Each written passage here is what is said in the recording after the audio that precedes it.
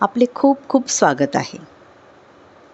रेकीच्या प्राचीन इतिहासात आज आपण बघणार आहोत ऋग्वेदामध्ये रेकीविषयी काय माहिती दिली आहे. ओम अयं मे हस्तो भगवनयं मे भगवत्तराः अयं मे विश्वभेषजोऽयं शिवाभिमर्शनम्. ओम हा माझा हात भगवंताचा आहे.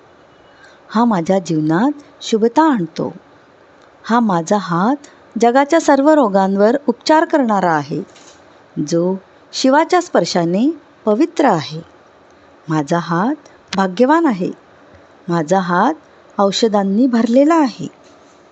रेकी शक्तीचा पुरावा अथर्ववेदातही आढळतो. परंतु हे ज्ञान त्यावेळी गुरूंनी शिष्यांना मौखिक दिले. त्यामुळे कोणताही लेखी पुरावा किंवा माहिती नसल्यामुळे हे ज्ञान त्यावेळीच नष्ट झाले.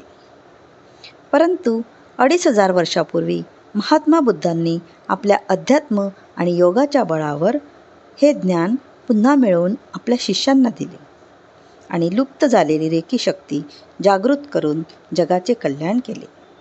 महात्मा बुद्धांच्या लोटस सूत्र या पुस्तकात रेकी विद्याचे वर्णन केले आहे.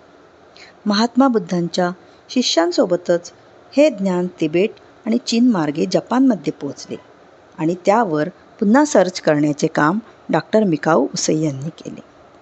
डॉक्टर मिकाऊ उसई यांना आधुनिक रेकीचे जनक म्हटले जाते.